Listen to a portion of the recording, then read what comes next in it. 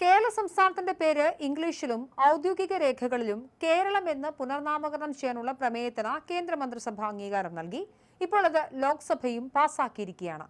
പതിറ്റാണ്ടുകളായുള്ള ജനങ്ങളുടെ ആഗ്രഹം അങ്ങനെ യാഥാർത്ഥ്യമാവുകയാണ്. സംസ്ഥാനത്തിന്റെ പേര് കേരളം എന്നാക്കി മാറ്റുന്ന ബിൽ ചർച്ചയില്ലാതെ 4 മിനിറ്റ് കൊണ്ടാണ് പാസ്സായത്. സംസ്ഥാനത്തിന്റെ ഔദ്യോഗിക പേര് കേരള എന്നത് മാറ്റി കേരളം എന്നാക്കുന്നതാണ് ബില്ല്. ഇരു സഭകളും ബിൽ പാസാക്കിയ ശേഷം വീണ്ടും രാഷ്ട്രപതിയുടെ അന്തിമ അനുമതിക്കായി അയക്കും. ഇതിൽ രാഷ്ട്രപതി ഒപ്പുവെക്കുന്നതോടെ ഭരണഘടനയുടെ 1-ാം ഷെഡ്യൂളിൽ ഭേദഗതി വരുത്തി കേന്ദ്ര സർക്കാർ വിജ്ഞാപനം പുറപ്പെടുവിക്കും. നടപടിക്രമങ്ങൾ പൂർത്തിയാകുന്നതോടെ എല്ലാ ഔദ്യോഗിക രേഖകളിലും ഇംഗ്ലീഷ് ഉൾപ്പെടെയുള്ള ഇതര ഭാഷകളിലും ഗവൺമെന്റ് ഓഫ് കേരള എന്നതിനു പകരം ഗവൺമെന്റ് ഓഫ് കേരളം എന്ന് ഔദ്യോഗികമായി രേഖപ്പെടുത്തി തുടങ്ങും. ഭരണഘടനയുടെ 1-ാം ഷെഡ്യൂളിൽ രേഖപ്പെടുത്തിയിരിക്കുന്ന കേരള എന്ന ഇംഗ്ലീഷ് ശൈലിക്ക് പകരം മാതൃഭാഷയിലെ യഥാർത്ഥ ഉച്ചാരണമായ കേരളം എന്ന് മാറ്റണമെന്ന പ്രമേയം സംസ്ഥാന നിയമസഭ മുൻപ് ഐക്യകണ്ഠേന പാസാക്കി കേന്ദ്രത്തിലേക്ക് അയച്ചിരുന്നു. 1956 നവംബർ 1-ന് മാതൃഭാഷയുടെ അടിസ്ഥാനത്തിൽ സംസ്ഥാനങ്ങൾ രൂപീകൃതമായപ്പോൾ മുതൽ മലയാളി സമൂഹം തങ്ങളുടെ നാടിനെ കേരളം എന്നാണ് അഭിമാനത്തോടെ വിശേഷിപ്പിച്ചു പോന്നത്. എന്നാൽ ഔദ്യോഗിക ഇംഗ്ലീഷ് രേഖകളിൽ ഇത് കേരള എന്നായി പരിമിതപ്പെടുത്തുകയായിരുന്നു. സ്വന്തം മാതൃഭാഷാ സ്വത്വവും സാംസ്കാരിക അധിഷ്ഠിതമായ ആത്മാഭിമാനവും വീണ്ടെടുക്കുക എന്ന ലക്ഷ്യത്തോടെയാണ് ഈ സുപ്രധാന ഭരണഘടനാപരമായ മാറ്റത്തിന് വഴി തുറന്നത്.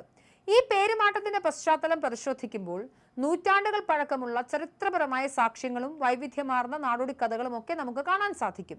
ഐതിഹ്യങ്ങൾ പരിശോധിക്കുകയാണെങ്കിൽ ഭഗവാൻ വിഷ്ണുവിന്റെ 6-ാമത്തെ അവതാരമായ പരശുരാമൻ കോടാലി എറിഞ്ഞ് സമുദ്രത്തെ പിൻവാങ്ങിച്ചുകൊണ്ട് സൃഷ്ടിച്ചതാണ് ഈ നാടെന്നാണ് പരമ്പരാഗതമായ ഐതിഹ്യം.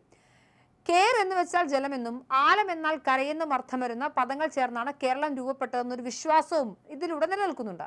എന്നാൽ പുരാണങ്ങൾക്കപ്പുറം ചരിത്രരേഖകളിലേക്ക് കണ്ണോടിക്കുമ്പോൾ BC 3-ാം നൂറ്റാണ്ടിലെ മൗര്യ ചക്രവർത്തിയായ അശോകന്റെ ശാസനങ്ങളിലാണ് ഈ പ്രദേശത്തെക്കുറിച്ചുള്ള ആദ്യകാല പരാമർശങ്ങൾ കാണുന്നത്.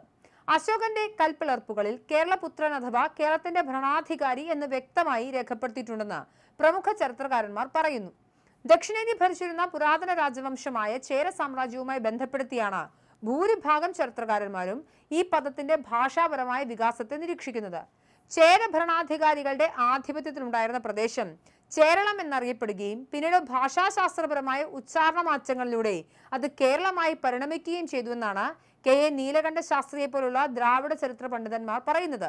ദ്രാവിഡ ഭാഷകളിൽ ച എന്ന അക്ഷരം ക ആയി മാറുന്ന ധാരാളം പ്രയോഗങ്ങളുണ്ട്. ശ്രീധരമേനോൻ അടക്കമുള്ള പ്രമുഖ ചരിത്രകാരന്മാരും ചേര പാരമ്പര്യവും സംഘകാല സാഹിത്യവുമാണ് ഈ നാടിന്റെ സ്വത്വത്തിന്റെ അടിസ്ഥാനമെന്നും സമ്മതിക്കുന്നുണ്ട്.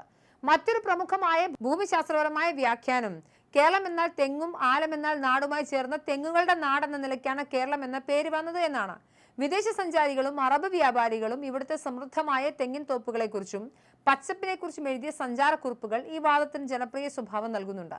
കൂടാതെ പശ്ചിമഘട്ട മലനിരകളുടെ ചരിവുകളെ കുറിക്കുന്ന ചരൽ എന്ന വാക്ക് വിഭ്രംശം സംഭവിച്ചാണ് കേരളമായതെന്ന ഭൂമിശാസ്ത്രപരമായ മറ്റ് നിരീക്ഷണങ്ങളുണ്ട്. ചുരുക്കത്തിൽ 25 നൂറ്റാണ്ടുകളിലേറെ നീണ്ട സാംസ്കാരികവും ചരിത്രപരവുമായ പരിണാമ പ്രക്രിയയുടെ പൂർണ്ണരൂപമാണ് ഈ നാടിന്റെ പേര്.